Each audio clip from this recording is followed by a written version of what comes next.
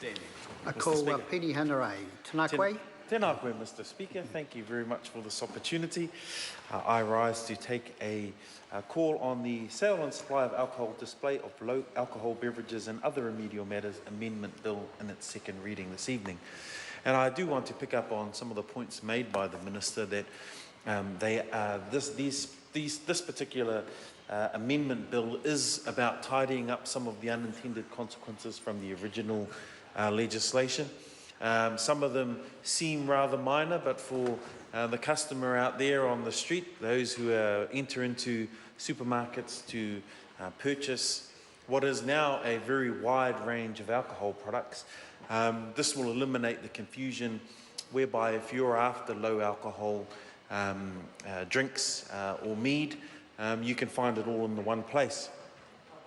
So that's good for the consumer. It removes all of the ambiguity, but it also provides somewhat of a certain process for the supermarkets to allow them to display in one particular area, and rather discreetly too. And I do want to pick up the point made by my colleague, Lewis Wall, with regard to that, so that alcohol advertisements aren't spread through any particular supermarket, that they are confined to one area. And it only makes sense that mead and low alcohol products will be also included in the definition of that single area. So I think that's a very good one, very good simple amendment that makes sense to me.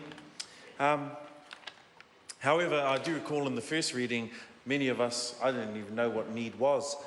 It's a bit before my time.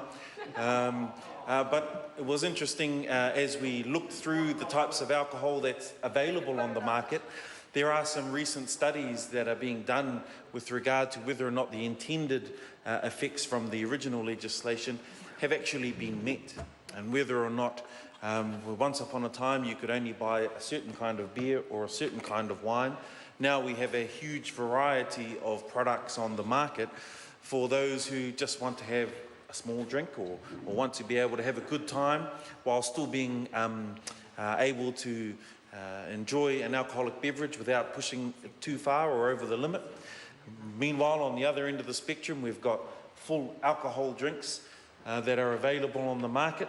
And so we've got this wide range of products now, and there's some research that's been completed earlier on this year with regard to whether or not the intentions of the original legislation were actually met.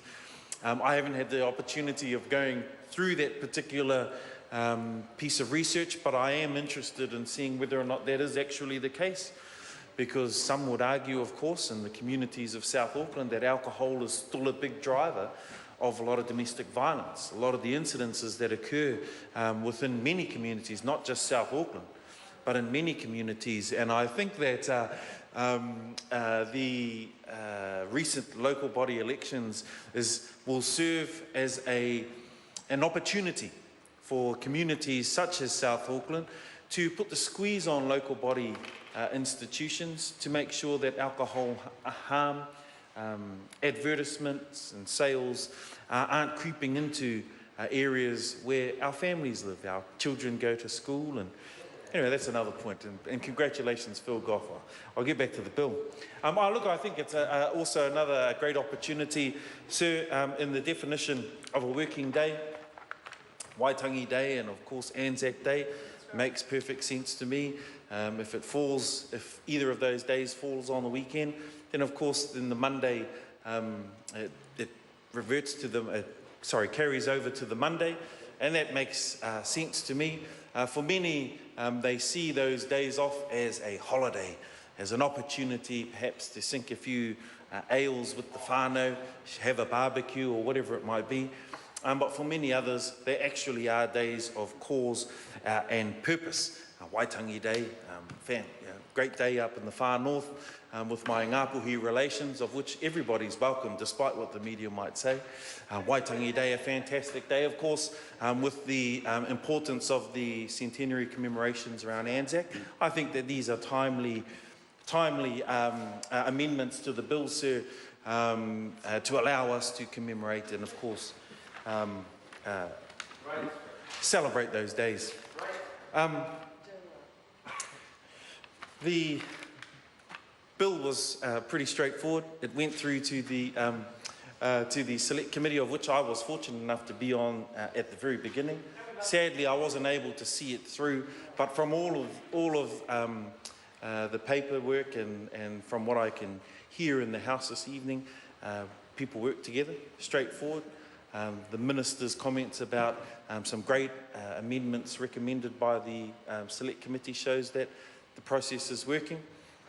Can I finish, sir, by finally saying that the 2010 Law Commission report still has some other things that I think that this House should consider when we look at the original legislation around the sale and supply of alcohol. But I want to close, sir, by saying that we, on this side of the House, support this bill.